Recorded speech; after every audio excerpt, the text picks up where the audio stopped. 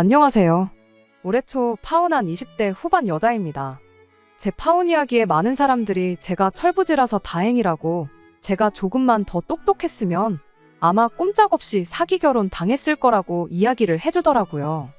제 생각도 다르진 않아요. 그래도 이 파혼이 저를 인간으로서 한층 더 성장시켜주는 계기가 되지 않았나 싶네요. 처음에는 다 콩깍지 때문에 시작된 거나 마찬가지입니다.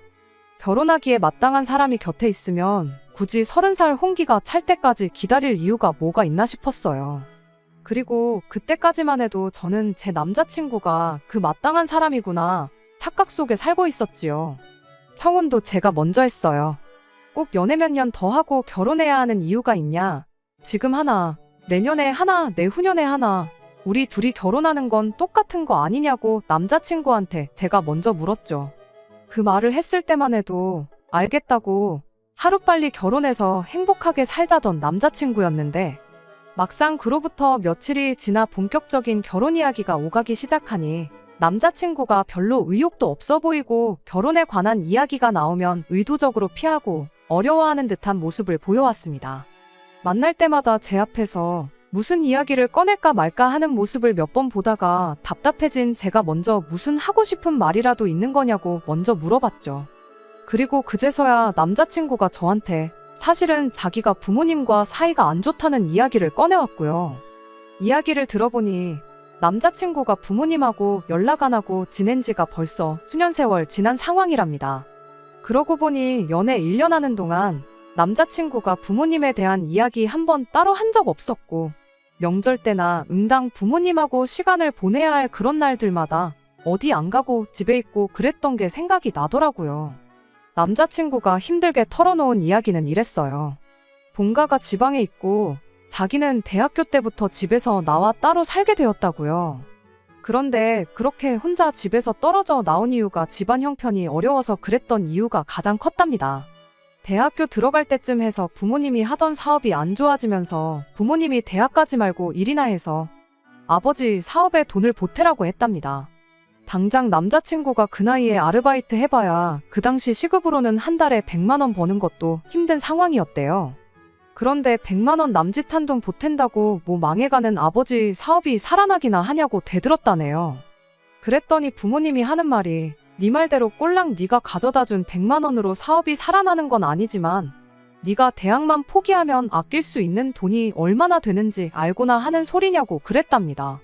말인즉슨 대학교 들어가서 나가는 남자친구 생활비부터 시작해서 학비까지 어떻게 도와줄 형편이 안 되었다는 거예요. 남자친구 부모님 입장에선 그런 사실을 직접적으로 말하기가 너무 마음이 아파서 그냥 직장이나 알아보라고 최대한 돌려서 말했던 거였다는데, 남자친구는 그동안 노력해온 것도 있고 학교까지 붙었는데 빚을 내서라도 도와주지는 못할 망정 꿈을 접고 돈이나 벌라는 부모님에게 크게 실망을 했다는 거죠. 그렇게 혼자서라도 잘 먹고 잘 살겠다 말하고 부모님 뜻을 거역하고 혼자 서울로 도망치듯 올라왔다는 겁니다. 그 뒤로 부모님하고 연락을 아예 안 하고 지낸 건 아닌데, 학자금 대출 받아서 학교 다니고 아르바이트 하면서 혼자 지내는 생활비 마련하는 자기한테 돈 좀 빌려줄 수 있냐는 연락을 받고는 그 뒤로 부모님한테 질려서 아예 연락을 끊고 지냈다고 해요. 군대 갈 때도 일부러 집에 말도 안 하고 혼자 다녀왔고, 대학교 들어가고부터 지금까지 부모 없이 고아처럼 혼자 지냈다. 이후에 자기가 이렇게 직장도 생기고 잘 풀렸지만 선뜻 부모님하고 다시 연락하고 지낼 용기가 생기지가 않아서 여전히 죽었는지 살았는지 소식도 모르고 지내고 있다. 뭐 그런 이야기를 하더군요. 그 중에서 다시 연락하기 가장 두렵게 만들었던 건 그 이후로도 시간이 한참 지났는데 여전히 집안 형편이 어려운 상황이고 자기가 자리를 잡았다는 이야기에 혹시나 집에서 돈을 또 요구해오지 않을까, 그게 가장 무서웠대요. 그런 아픈 과거를 이야기하는데 참 오만 가지 생각이 들더라고요. 연애기간 1년, 긴 시간은 아니지만 그래도 남자친구가 그런 과거를 가지고 있는 사람치고는 사람이 많이 밝다고 생각했거든요. 부모님 지원 없이 혼자 힘으로 생활비 마련해가면서 대학교를 졸업하고 회사도 아는 사람이면 알만한 국내 내노라 하는 좋은 회사 중에 한 곳을 들어간 것도 참 대단하다 싶었어요. 저는 부모님 지원 받을 거 다 받으면서도 학교에서 성적도 그렇게 좋은 편도 아니었고 취직도 결국 지망하던 회사에는 면접 한 번 못 가보고 합격한 회사들 중에 적당한 회사 골라 들어가서 다니고 있었으니까요. 아무튼 그동안 실없는 농담하고 그러던 모습과는 다르게 남자친구가 아픈 과거를 딛고 자수성 가한 진국 중에 진국이었구나 하는 생각이 들기도 했습니다. 저와 비교해서 모자랄 게 없는 그런 사람처럼 보였죠. 사실 당장 남자친구가 부모님하고 연락을 안 하는 사이라고 해도 그게 저희가 결혼을 다시 생각해야 할 만큼의 큰 문제는 아니었다 보니 일단은 이 부분에 대해서는 나중에 짚고 넘어가자고 이야기를 했어요. 그 후로 남자친구를 저희 집에 먼저 인사를 시켰습니다. 그리고 결국 남자친구가 부모님과 관계가 소원하다는 이야기를 저희 부모님께서도 알게 되셨죠. 그 전까지야 저랑 남자친구 둘이서 부모님 없이 결혼을 한 해 만에 혼주석 양쪽 다 비워놓고 피로연 형식으로 결혼식을 올리네 어쩌네 그런 뜬구름 잡는 이야기만 주거니 받거니 하고 있었거든요.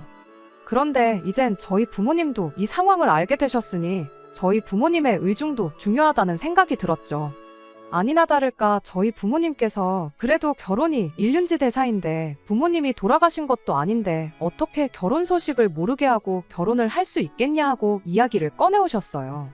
물론 저희들 결정이 제일 중요하긴 하겠지만 그래도 도리상 결혼한다 말씀을 드리는 게 더 중요하지 않겠냐고요. 그 후에 결혼식에 남자친구 부모님이 오시는지 안 오시는지 부를 건지 안 부를 건지 혹은 혼주석을 비워두고 단촐하게 지인들만 초대해서 작게 결혼식을 올릴 건지 그건 그때 가서 정하는 게 맞는 거 아니냐고요. 저희 부모님 말이 사실 틀린 게 하나 없었다 보니 남자친구도 일단 부모님께 결혼 소식을 전하겠다고 대답을 했습니다. 그리고 얼마 뒤에 남자친구가 혼자서 고향집에 다녀오겠다는 이야기를 꺼내왔어요. 저는 왜 그런 자리를 나를 두고 가려느냐 따져 물었죠. 남자친구는 혹시 모르지 않냐고 괜히 갔다가 안 좋은 꼴을 볼 수도 있는 거고 당할 수도 있는 거고 모르는 일이지 않냐고요. 그럴 바에 맘 편하게 혼자 다녀오겠다고 하는데 암만 생각해봐도 그건 아닌 것 같았어요. 남자친구가 왜 때문에 부모님과 사이가 멀어졌는지 연락도 없이 지내는 건지 뻔히 알게 된 상황에 무슨 꼴을 보고 무슨 꼴을 당한다고 한들 그게 결혼까지 포기하게 만들 이유는 아니라고 생각했거든요. 오히려 내 시부모님이 되는 분들한테 얼굴도 모르고 존재도 모르는 며느리가 되는 것보다는 안 좋은 기억이 남더라도 후회할 일을 하는 것보다야 그게 100번 낫다고 생각했죠. 그렇게 저도 꼭같이 인사를 드리러 가야겠다 고집을 부렸더니 결국 남자친구가 저를 이기지 못하고 그럼 같이 다녀오자고 말을 꺼내왔지요. 사실 저는 부모님하고 떨어져 지낸 적이 없다 보니 남자친구 기분이 어떨지 도무지 상상이 가지 않았어요. 그래도 대학교 때부터면 10년이 넘는 세월 연락도 없이 지낸 건데 엄청 떨리지는 않을까 그런 생각이었거든요.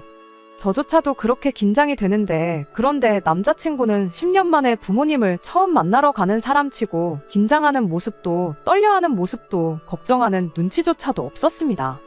한참을 타고 내려가야 했던 기차 안에서도 세상 아무 걱정 없다는 얼굴로 창문에 기대서 잠까지 자고 있었지요. 그리고 그렇게 남자친구의 고향에 도착을 했고 남자친구가 부모님이 기다리고 계시다는 곳에 저를 데려갔어요.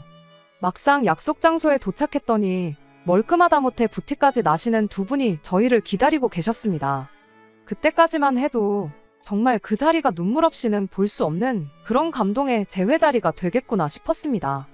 남자친구는 부모님한테 내가 그동안 얼마나 외롭고 힘들었는지 아느냐 따지다가 그동안 마음고생 시켜서 죄송했다며 앞으로 효도하는 아들이 되겠다 눈물 콧물 쏟으며 질질 짤 줄 알았고 남자친구 부모님 또한 우리가 너를 다시 만나기 위해 얼마나 노력했는지 아느냐.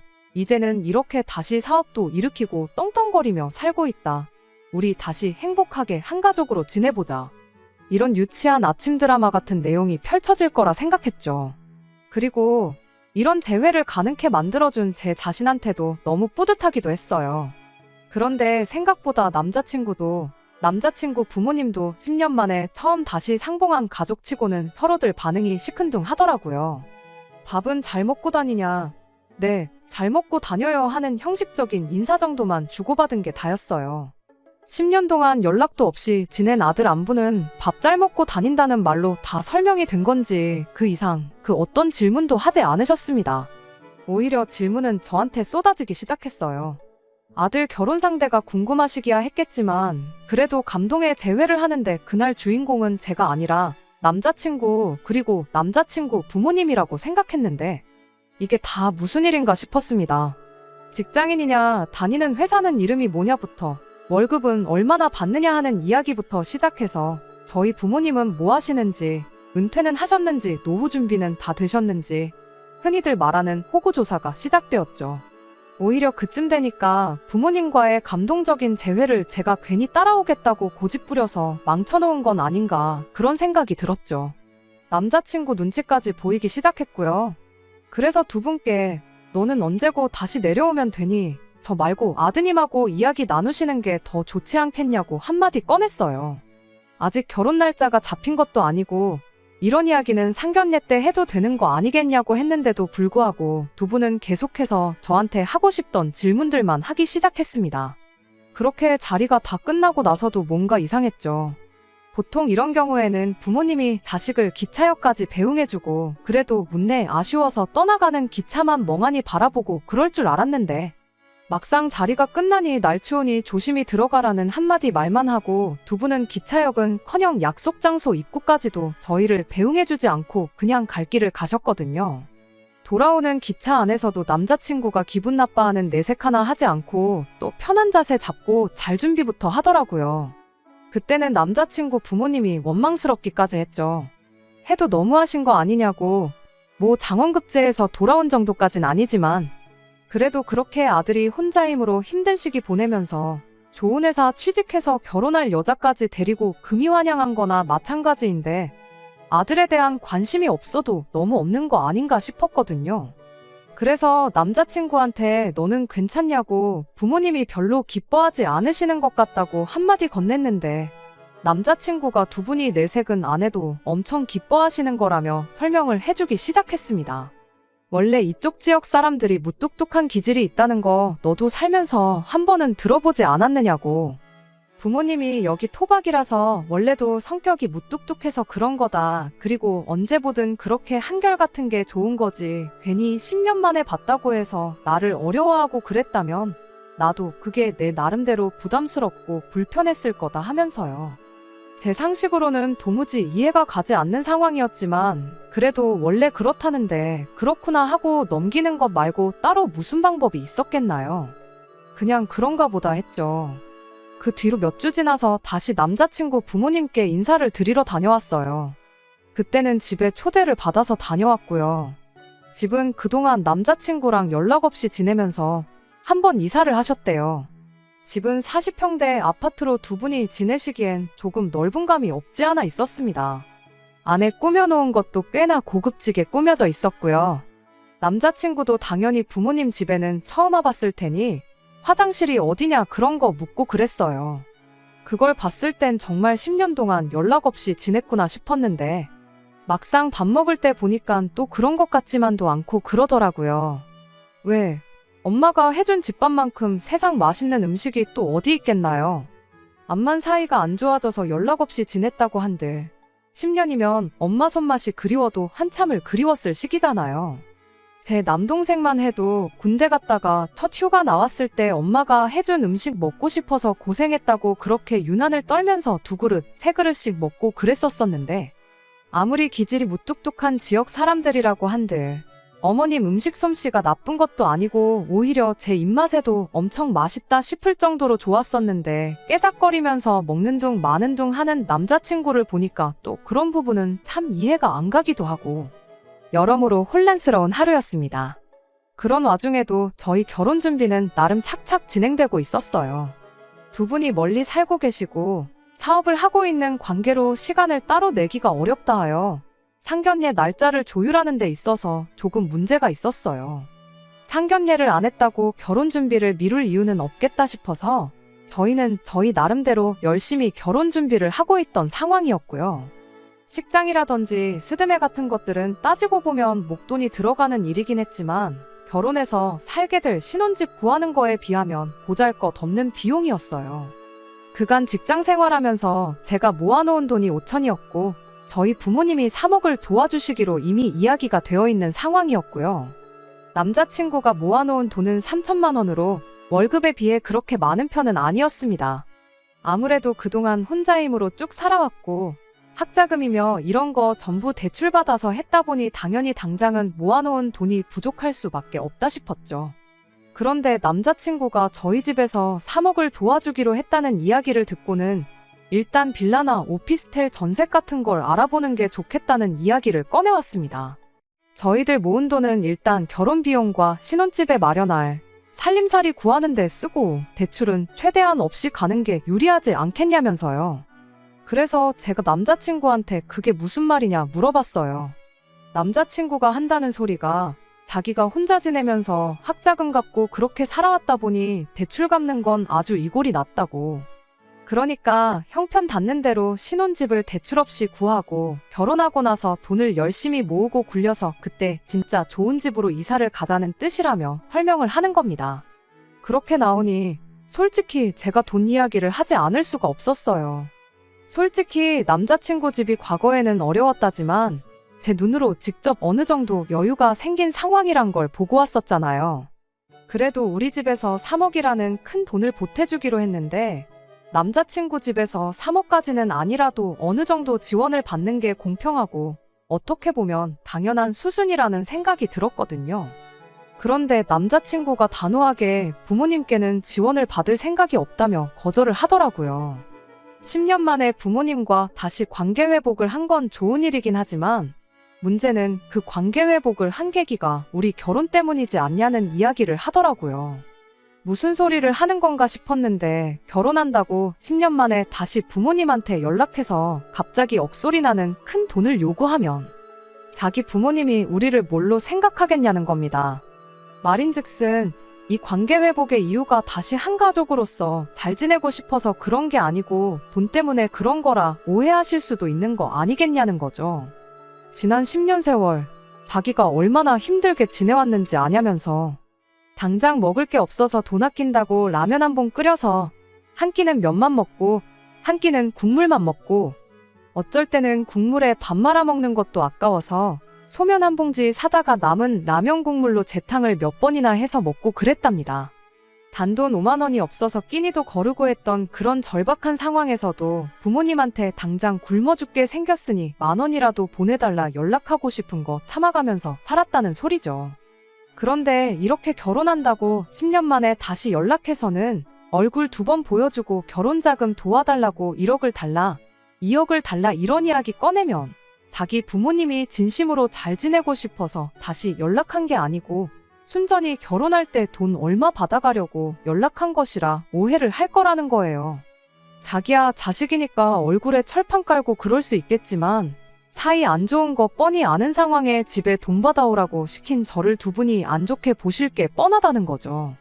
그러니까 부모님이 먼저 마음에 우러나와서 우리한테 경제적인 지원을 해주시겠다고 먼저 말을 꺼내기 전까진 우리가 직접적으로 먼저 요구를 해서는 안 된다는 겁니다. 모처럼 회복한 부모님과의 관계이니만큼 쓸모없는 오해를 사고 싶지 않다고. 특히나 자기 혼자만이면 상관없지만 이젠 저까지 껴있는 상황이니만큼 더더욱 부모님한테 우리가 돈에 환장해서 돈 때문에 다시 찾아온 것 같은 느낌을 주고 싶지 않다고요. 그러더니 여태껏 지난 10년간 부모님 도움 없이 전부 내 힘으로 다 해왔지 않느냐며 분명히 어느 순간엔 우리가 먼저 말을 하지 않아도 부모님이 먼저 저희한테 경제적인 지원을 해주실 것이라는 소리를 해왔어요. 두 분이 원래 사업이 어려워지기 전에 씀씀이가 좋은 분이셨다. 뭐 하나라도 더 해주고 싶어 하시는 분들이고 여유가 있으면 있는 대로 분명히 해주실 분들이니 당장 돈 얼마 지원 못 받는 걸 아쉽게 생각할 것 없다고. 그런 식으로 재차 이야기를 하더라고요. 그때는 느낌이 쎄했다기보다 그럴 수도 있겠다 생각했었죠. 아무래도 시기상 저는 얼굴 2번 내비친 게 전부고 남자친구 또한 저보다 전화 몇 통 더 드렸던 것밖에 없었으니까 말이죠. 상견례도 하지 않은 상황인데 난데없이 예비 처가에서 3억을 해준다는데 부모님은 얼마를 해주실 거냐부터 묻는다면 남자친구 말대로 돈 때문에 연락한 건가 충분히 오해할 수도 있겠다는 생각이었어요. 결과적으로는 그 말을 그대로 믿은 게 저한테는 오히려 득이 되었습니다. 사실 남자친구랑 특히 결혼 이야기 오고 가면서 남자친구의 몰랐던 과거를 알게 되면서 저 스스로 반성을 한 게 많았거든요. 남자친구는 부모님 도움도 없이 저렇게 모든 걸 다 이뤄냈는데 나는 자립심이라고는 눈꼽만치도 없구나. 당장 내가 내 인생에서 부모님을 빼면 나 스스로 뭘 할 수 있을까 하는 자기 반성이요. 말씀드린 대로 저는 부모님의 아낌없는 지원에도 불구하고 학교 성적도 별 볼 일 없었고 취직도 그냥 적당한 곳 한 게 전부였고 심지어 아직도 부모님 집에 살면서 생활비라고 한 푼 드리는 거 없이 편하게만 살고 있었거든요. 결혼도 그렇죠. 내 돈이 아니라 부모님 돈이니까 와닿지가 않는 거지. 3억이 보통 큰 돈은 아니잖아요. 제가 앞으로 3억을 모으려면 얼마나 걸리려나 생각해보면 언제인지 확신도 안 설 만큼 까마득한 액수인데 당장 부모님이 해주신다고 하니까 3억이 돈도 아닌 것 같고 당장 3억으로 서울에 무슨 집을 구하나 싶고 그랬으니 외로움을 버티며 자립심 있게 혼자 모든 걸 다 해결한 남자친구와 비교했을 때 제 자신이 얼마나 한심해 보였겠나요. 그래서 그때 한참 고민하다가 끝내 결심을 했죠. 일단 남자친구 말대로 당장 남자친구 집에 그 어떤 지원을 기대하지 않기로요. 그리고 내친 김에 저도 저희 부모님이 지원해 주시기로 했던 그 3억을 안 받기로 결심을 했죠. 네가 안 받아오니 나도 안 받는다 홧김에 그렇게 생각한 게 아니었어요. 말씀드린 대로 남자친구가 여태껏 혼자 힘으로 이뤄놓은 것에 비해 제 자신이 너무 보잘것없고 한심해 보였기에 저 또한 남자친구가 해온 대로 부모님 도움 없이 스스로의 힘으로 살다 보면 결혼도 하는 만큼 한층 어른스러운 사람이 되지 않겠나 하는 생각이었습니다. 그리고 그날 이후 남자친구를 만나 이런 제 생각을 전해줬어요. 남자친구 말대로 우리가 결혼하는 거지 부모님들이 결혼하는 것도 아닌데 우리 힘으로 한번 어디까지 할 수 있나 해보자고요.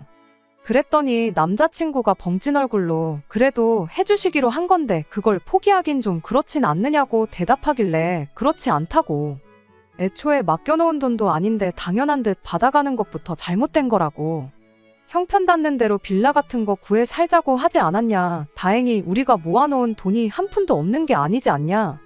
오빠는 대출 때문에 고생했던 거 생각하면 치가 떨린다고 했는데 나는 그 기분이 어떤 기분인지 모른다고. 요즘 대출 없이 사는 사람 어디 있겠냐. 당장 모자란 비용은 내가 내 이름으로 대출받고 내 돈으로 갚을 테니 걱정 말라고 했어요. 인생의 경험이 중요한 법이지 않냐고. 나도 이참에 자립심 키워서 부모님 도움 없이 어디까지 해나갈 수 있나 한번 해보고 싶다고요. 남자친구는 끝까지 저를 뜯어말렸어요. 아예 부모님한테 지원을 안 받을 생각은 아니라고. 타이밍상 지금 물어보기 조금 그래서 그런 거지. 결혼 생활하면서 차곡차곡 부모님하고 관계를 회복하면 그때 가서 얼마든 지원을 받아올 거라면서 저를 설득하기 시작했고요. 저는 그런 남자친구의 제안에 그건 그때 가서 생각하자고 했습니다. 그때가 왔을 때 애초에 우리가 성공해 있으면 그 돈은 아예 안 받아도 되는 돈 아니겠냐고요.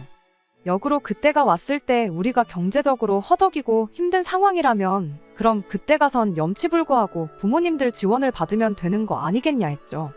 제가 모처럼 결심한 거 내 의지를 꺾을 생각 없다고 강하게 나갔더니 남자친구도 어쩔 수 없다는 듯 그럼 우리 힘으로 한번 열심히 살아보자고 그래도 집에 가서 한번 다시 생각은 해보라고 저한테 한마디 하고는 이야기를 끝냈습니다. 그리고 남자친구와 헤어지고 나서 집에 가서도 부모님께 결혼할 때 해주시기로 한 그 돈은 안 받겠다고 말씀드렸어요. 저희 부모님께서는 그 돈은 애초에 처음부터 저 해주려고 오래전부터 굴리던 돈이고 두 분 노후나 그런 거에 아무 상관 없으니 부담 갖지 말고 받아가라 하셨어요. 아니면 그냥 안 받은 셈 치고 그 돈을 가지고만 있으라고도 하셨죠. 주머니에 돈이 있고 없고 차이가 엄청 크다면서 어떻게든 그 돈을 저한테 주시려고 했는데 그럼 차라리 나중을 위해 계속 그 돈을 굴려달라고 부탁드렸어요. 나중에 더 큰 돈이 돼서 돌아올 수도 있는 거고 내가 굴리는 것보다야 부모님이 굴려주시는 게 더 안전하지 않겠냐고. 그러니 그 돈은 제가 벌써 받은 거라 치고 다시 부모님한테 맡겨놓은 셈 치겠다고 했죠. 처음에는 부모님이 돈을 지원해 주신다 하니 저랑 남자친구가 모아놓은 돈으로 호텔 결혼식이며 유럽으로 신혼여행이며 그런 허세 가득한 계획을 생각하고 있었어요. 막상 그런 거 포기하게 되면 아쉬울 수도 있겠다 싶었는데 부모님한테 말씀드리고 실제로 그 돈을 포기하게 되니 아쉽기는커녕 속이 다 후련하더라고요. 진짜 부모님의 아무런 지원 없이 혼자 힘으로 헤쳐나가게 되었구나 걱정 반, 설렘 반으로 남자친구한테 전화를 했죠. 최종적으로 부모님한테 지원 안 받기로 이야기하고 왔다고요. 그런데 그때처럼 우리 힘으로 한번 잘 헤쳐나가 보자고 한마디 해줄 줄 알았던 남자친구가 굉장히 언짢은 말투로 네가 기어이 일을 그르친다면서 저보고 살면서 세상 힘든 일을 겪어본 적이 없으니 뭐가 똥이고 된장인지 구분도 못한다는 심한 말을 하더군요. 잘 생각했다, 대견하다, 뭐 그런 칭찬 듣고 싶어서 그런 건 아니지만 다짜고짜 똥된장 따지면서 정신 못 차렸다는 식으로 이야기하니 기분이 좋을 리가 없었죠. 그래서 남자친구한테 어차피 대출도 내가 받아서 내 돈으로 다 갚는다고 했고 나중에 오빠가 지원을 받아오게 되면 그때 가서 나도 똑같이 돈을 받아오기로 했는데 뭐 문제되는 거 있냐고 곧바로 따져 물었죠. 남자친구는 끝내 제 고집을 이기지 못했습니다. 아니, 져준 척 했던 걸 수도 있죠. 말은 제가 하자는 대로 하자고 따라줬지만 실제로는 결혼 준비하면서 제가 직접 계산기 두드려보고 하다 보면 부모님 지원 없이 결혼한다고 생각한 건 말도 안 되는 거다 하고 직접 느낄 줄 알았나 봐요.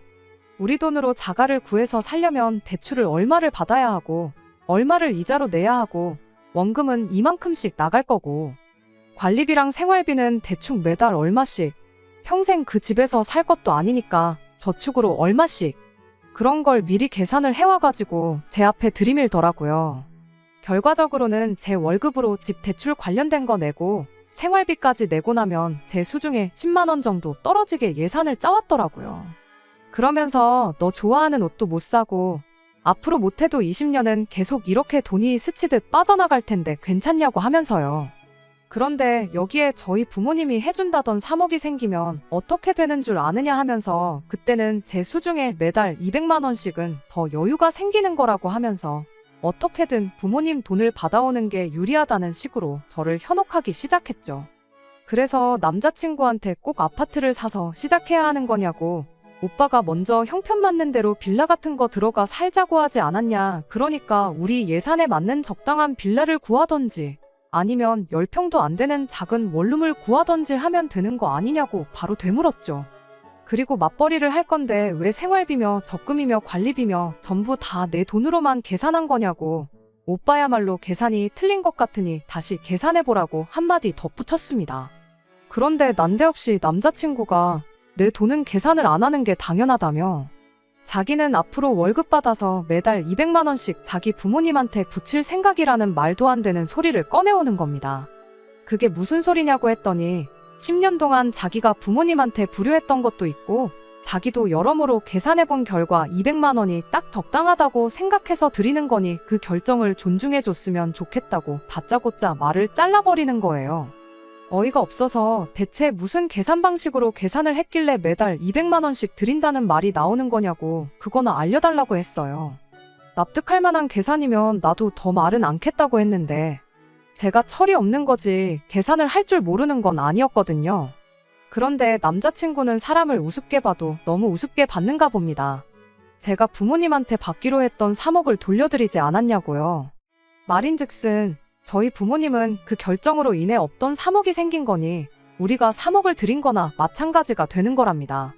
제가 남자친구한테 부모님 지원 없이 10년 세월 지내온 거 본받겠다고 부모님 지원 없이 내 힘으로 살겠다고 했던 말처럼 남자친구는 제가 같은 시간 동안 부모님 곁에서 자식 노릇하면서 살아왔던 걸 똑같이 해야겠다는 거예요. 부모님한테 200씩 드리다가 그게 3억이 되면 그때 그만 드릴 테니 그렇게 알라고요. 제가 부모님한테 자식 노릇이라고 해봐야 부모님 재산 파먹으면서 지낸 거 말고 뭐가 있었겠냐 했더니 그냥 같이 있어주는 것만으로도 효도가 아니겠냐는 겁니다. 이미 지나간 세월, 그걸 어떻게 돌려놓을 수는 없고 대신 자기는 앞으로 10년간 효도를 하겠다는 거죠. 그리고 사는 거리가 떨어진 만큼 직접적인 효도는 할 수가 없으니 대신 그 효도를 돈으로 하겠다는 겁니다. 그건 또 무슨 말도 안 되는 계산 방법이냐고 물었더니 남자친구가 끝까지 물고 늘어지더군요. 간단한 거라고, 그냥 부모님한테 받기로 했던 3억을 다시 받아오면 모든 게 해결되는 거라고, 그럼 나도 부모님한테 200씩 드리기로 한 걸 취소하겠다고 끝까지 저희 부모님 돈에 집착을 하는 거예요. 대출은 내가 받아서 내가 갚겠다 했으니 말도 안 되는 가계부 미리 만들어 와서 떠들어대는 건 그렇다 쳐요. 하지만 제가 저희 집에서 주기로 했던 3억 안 받겠다고 한 걸 우리가 저희 부모님한테 3억을 드린 거랑 마찬가지라고 계산하고 그것도 모자라 양가 공평하게 하겠다며 부모님한테 3억을 드릴 때까지 매달 200만 원씩 보낸다는 게 말이나 되는 소린가요? 사람을 우습게 봐도 정도가 있지 끝까지 들어줄 필요도 없겠다 싶었고 남자친구한테 다시 생각 좀 해보겠다 말하고 그냥 집에 돌아왔습니다. 다시 생각해보겠다는 그 말이 제 말은 이 결혼에 대해서 다시 생각해보겠다는 소리였는데 남자친구는 그걸 제가 부모님한테 다시 3억을 받아올 건지 말 건지 다시 생각해보겠다는 뜻으로 이해했나 봐요. 그 돈만 있으면 자기도 더 억지를 안 부릴 테니 잘 생각해보라고 그렇게 말 한마디 던지고는 더 우기지 않고 저를 집에 그냥 보내줬으니까요. 그렇게 한 이틀 정도를 혼자 고민했어요. 이 결혼을 해야 하나 말아야 하나. 이미 답은 정해져 있던 거나 마찬가지인데 상견례만 안 했지 결혼 준비 거의 다 해놓고 파혼하겠다 부모님께 말을 꺼내기가 조금 그렇더라고요. 그러던 중 이게 다 남자친구가 그 3억을 어떻게든 소나귀에 넣으려고 개수작을 부리는 거라는 확신을 갖게 해주는 일이 있게 되었습니다. 그래도 결혼한다고 미리 찍어놓은 웨딩 사진을 제 톡 사진으로 해놓고 있었거든요. 그런데 저희 회사 거래처에 있는 직원분이 그 사진을 봤었나 봐요. 회사 일로 거래처분을 만나게 되는 일이 있었는데 그분이 저보고 혹시 결혼할 사람이 누구누구냐며 남자친구 이름을 대는 겁니다. 그분이 말해주길 남자친구와 같은 대학교를 나왔대요. 이것도 인연인데 청첩장 좀 달라고 하더라고요. 그러면서 혼자 주절거리길 엄청난 마마보이라서 결혼 같은 거 못할 줄 알았는데 하면서 남자친구 과거 이야기를 해주더라고요. 그런데 마마보이라는 말을 듣고 정신이 퍼뜩 들었죠. 마마보이라는 게 무슨 소리냐고 자세히 좀 이야기해달라고 물었는데 제 반응을 보고는 그분이 조금 부담스러워하는 눈치였어요. 혹시 자기가 입을 잘못 놀렸다가 결혼에 문제라도 생기면 그게 무슨 민폐냐고 말을 꺼리더라고요. 계속해서 그 사람을 닥달해 충격적인 남자친구의 과거 이야기를 듣게 되었습니다. 학교에서 모르는 사람이 없을 정도로 엄청난 마마보이였다고요. 아들 혼자 서울에서 지내는 게 걱정된다고 아예 어머니가 자취방에 따라와서 같이 살았더래요. 같이 술 먹으러 가자고 해도 엄마가 기다려서 안 된다 하면서 다 같이 모이는 자리에 참석을 거의 안 하다시피 했답니다. 조별과제 때문에 남자친구 집에 다 같이 모였던 적이 있었는데 그때는 어머님이 엄청 극성스럽게 우리 아들하고 친하게 좀 지내달라며 먹을 것도 엄청 해다 주시고 과제가 다 끝나고 나서는 우리 아들 좀 같이 데리고 좀 놀아달라며 용돈도 쥐어주시고 그랬다는 거예요. 방학 때는 어머님이 그때 같이 과제했던 조원들을 집으로 초대해서 식사도 하고 그랬다는데 이야기를 듣고도 제 귀를 믿을 수가 없었죠.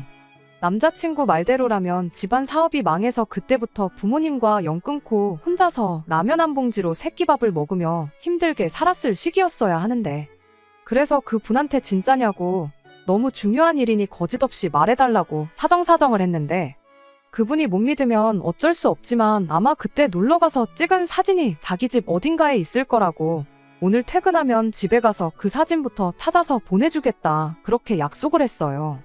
그날 저녁 진짜로 그 거래처분이 남자친구와 남자친구 부모님 댁에 초대받아 다녀온 사진을 보내줬는데 사진 안에는 남자친구와 예비시 부모님 두 분 다 정확하게 사진 속에 찍혀 있었어요. 그것도 아주 세상 다정한 모습으로 말이죠. 저는 남자친구에게 곧바로 그 사진을 보내 이게 무슨 상황인지 한번 설명 좀 해보라 했습니다. 남자친구는 제 톡을 받자마자 곧바로 저한테 전화를 하더니 말을 벌벌 떨면서 자기가 다 설명하겠다고 제발 파혼만은 하지 말아달라고 빌기 시작했어요. 그렇게 남자친구의 꿍꿍이를 낱낱이 다 알게 되었습니다. 집안 형편이 어려워졌다는 것도 부모님과 연을 끊고 지냈다는 것도 다 거짓말이었어요. 제가 먼저 결혼 이야기를 꺼낸 게 문제였어요. 그만큼 자기가 유리한 고지에 서 있다고 생각한 거고 결혼할 때 보통 남자가 더 많은 비용을 낸다고 하니 어떻게 자기 부모님 돈이라도 조금 아껴주게 해드리려고 시작한 거짓말이었다네요.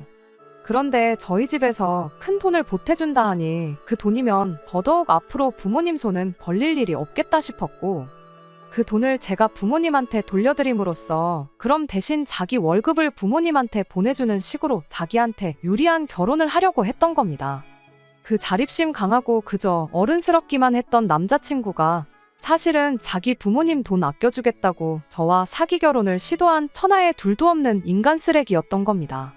제발 파혼만큼은 하지 말아달라고 하는데 파혼이 문제겠냐고 사기죄로 고소해서 아주 콩밥을 먹여주겠다고 강하게 나왔어요. 남자친구는 더 이상 방법이 없다고 생각했는지 아주 뻔뻔하게 나오더라고요. 내가 너한테 거짓말을 했을지언정 너한테 그걸로 돈을 뜯어낸 게 있냐? 콩 한 쪽이라도 얻어먹은 적이 있냐면서 적반하장으로 자기를 사기로 고소하면 저를 무고죄로 맞고소를 하겠다는 소리를 하는 겁니다. 그때는 저도 흠칫하기는 했는데 약한 모습 보여주면 안 되겠다 싶어서 저도 어디 한번 해보자는 식으로 강하게 나갔어요. 정말 다행스럽게도 상황이 저한테 유리했습니다. 사기가 꼭 금전적인 피해를 입혀야만 사기가 아니더라고요. 사기 미수라는 게 있는데 사기를 치려던 정황 증거만 있어도 고소가 가능한 상황이었던 거예요.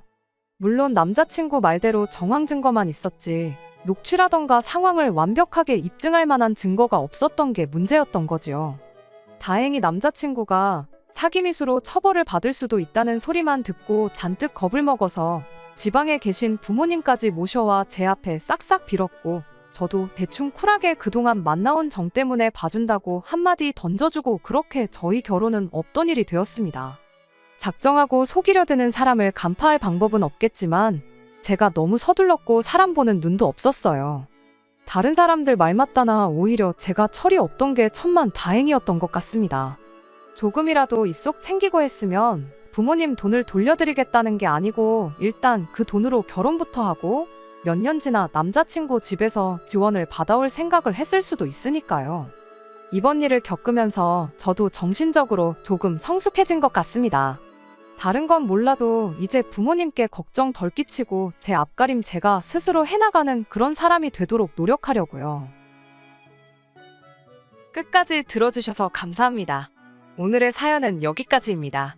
구독과 좋아요, 알람 설정 부탁드리고 더 좋은 사연으로 다시 찾아뵙겠습니다. 감사합니다.